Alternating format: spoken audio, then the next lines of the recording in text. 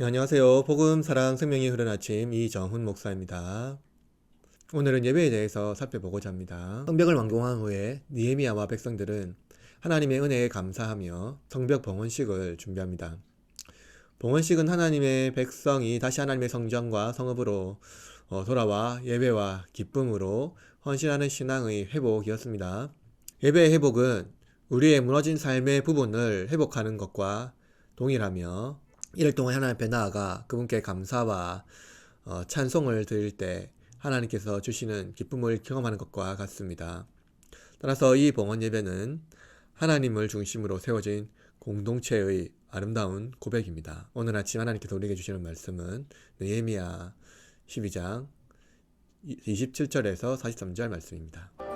예루살렘 성벽을 봉헌하게 되니 각 처에서 레위 사람들을 찾아 예루살렘으로 데려다가 감사하며 노래하며 재금을 치며 비파와 수금을 타며 즐거이 봉헌식을 행하려 하며, 이에 노래하는 자들이 예루살렘 사방 들과 느도바 사람의 마을에서 모여들고 또 백길갈과 게바와 아스마의 들에서 모여들었으니, 이 노래하는 자들은 자기들을 위하여 예루살렘 사방의 마을들을 이루었습니다.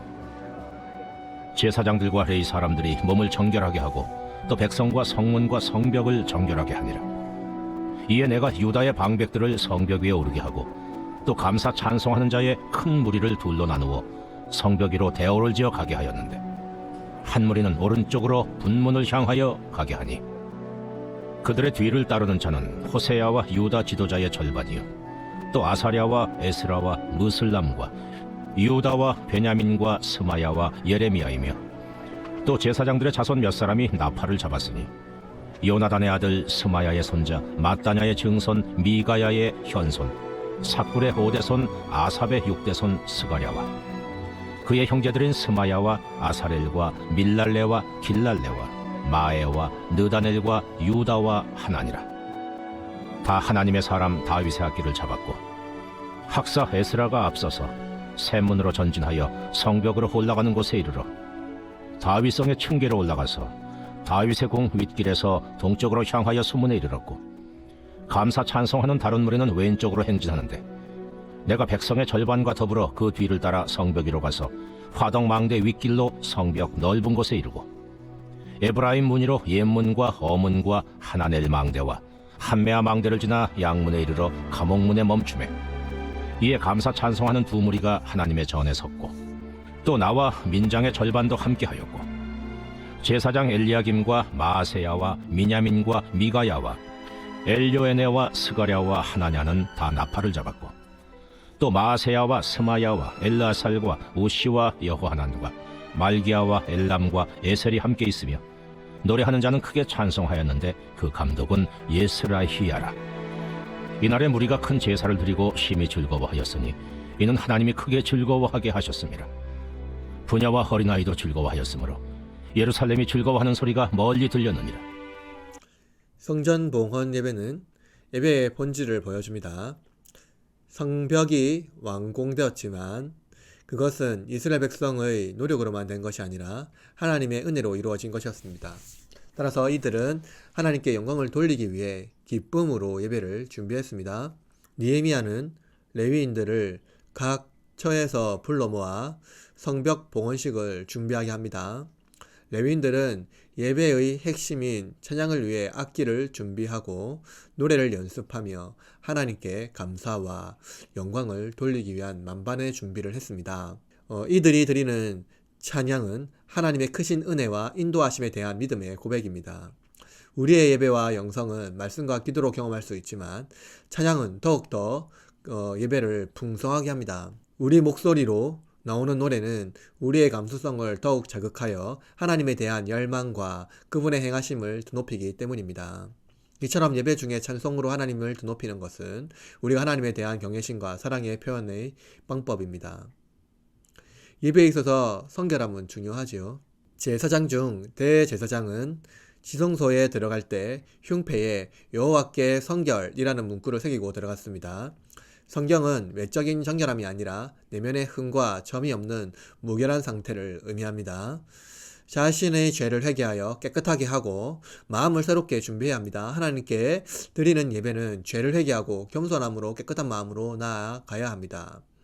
여러분도 예배 중에 정결함으로 그리고 깨끗하게 나아가시되 죄를 사하시는 하나님의 국률 앞에 겸손히 나아가시길 바랍니다. 우리는 매주 드리는 예배를 통해서 자신의 죄를 고백하고 회복하는 날로 만들어야 합니다. 예배가 중단되면 삶에 치명적인 손상을 줍니다. 이스라엘 백성들은 바벨론 포로 생활 중 예루살렘 성벽이 무너지고 영적으로 황폐한 상황이었습니다. 그러나 성벽이 재건되고 다시 공동체로 모여 예배하게 되었습니다. 예배가 회복되면 삶이 회복되고 다시 모든 악한 영의 권세 앞에 굴복되지 않아도 됩니다. 예배를 통해 여러분의 영혼이 회복되고 삶도 회복되기를 바라겠습니다. 우리의 예배 역시 그리스도의 십자가와 부활을 통해 회복된 삶의 고백입니다. 예수님께서는 우리의 삶을 위해 자신을 깨끗한 제물로 드리심으로써 우리의 죄를 씻으시고 이제 우리를 그리스도 안에서 거룩하고 성결한 자로서 하나님 앞에 나아갈 수 있게 되었습니다.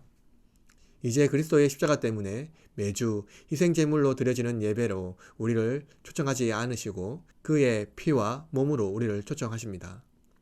그분을 먹고 마시는 예배를 통해서 우리는 성결한 하나님의 자녀가 될 수 있습니다. 하나님께서 우리에게 베푸시는 참된 예배를 여러분 기뻐하시기를 바랍니다. 이스라엘이 어떻게 하나님께 찬양하며 감사를 올려드렸습니까? 느헤미야는 백성을 두 큰 찬양대로 나누어 성벽 위에 돌게 했습니다. 성벽 전체를 둘러싸며 하나님께서 성벽을 완공하게 하신 은혜를 감사하는 동시에 하나님의 보호하심을 찬양하는 상징적 행위였습니다.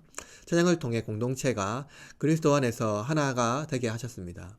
우리가 하나님께 올려드리는 찬양은 개인적인 기쁨이 아니라 공동체 전체의 감사와 기쁨이 됩니다. 찬양은 마음속 깊은 곳에 흘러나오죠. 예배는 근심과 걱정이 사라지고 두려움이 제거되며 소망으로 우리의 감정이 전환됩니다. 온 세대가 찬양을 통해 모든 근심에서 벗어나 소망으로 나아갈 수 있게 되는 것이죠. 다시 우리는 하나님 중심의 예배를 드려야 합니다. 하나님이 중심이 되는 예배는 예수 그리스도의 십자가를 통해 더욱 강렬하게 나타납니다. 죄와 사망에서 우리를 해방하시고 그분의 몸으로 옛 교회를 허시고 새 교회를 세우셨습니다. 십자가 앞에 나아가 참된 예배를 통해 여러분의 몸이 새 교회로 세워지게 된 것입니다. 여러분과 동행하시는 성령님이 기뻐하는 삶의 예배를 드리십시오. 이를 통해서 공동체의 유익이 나타나기를 바랍니다. 여러분, 우리는 예배를 통해 여호와를 기뻐하고 즐거워해야 합니다. 내가 즐거워하는 예배가 아니라 하나님이 기쁘게 받으시는 예배가 되어야 한다는 것입니다. 예배가 중단되면 우리의 삶도 소망도 기쁨도 중단됩니다. 성벽이 재건되고 회복된 이스라엘 백성이 찬송으로 여호와를 찬양하며 기쁨으로 하나님께 베푸신 은혜를 감격했던 것처럼 여러분의 예배가 하나님이 기뻐하시는 온전한 예배가 될 수 있기를 소망합니다. 그리고 이 예배를 통하여서 우리의 감정을 드높이는 것이 아니라 이 찬송을 통하여 하나님을 드높이고 하나님께서 기뻐하시는 예배를 통하여 우리의 감정이 더욱더 하나님을 열망하는 그러한 예배자로 거듭나기를 바라겠습니다. 예수님께서 자신의 몸을 헐어 우리에게 주신 그 큰 사랑을 기억하며 예배를 통해 죄를 제거하고 성결한 마음으로 예수님과 함께 하나님 앞에 나아가 더욱더 예수님과 우정을 쌓아가는 여러분이 되시기를 바라겠습니다. 대림절입니다. 아기 예수님이 이 땅에 오심을 기억하고 기념합니다. 그리고 그분이 다시 오실 것을 소망하며 기다리는 날입니다. 이 한 주 기쁨으로 여호와를 찬양하며 또 그분이 기뻐하는 예배의 회복, 예배가 중단되지 않는 우리의 삶을 통하여 하나님 앞에 온전히 기쁨과 감사가 되는 우리 모두가 되기를 바라겠습니다. 다 같이 기도하겠습니다.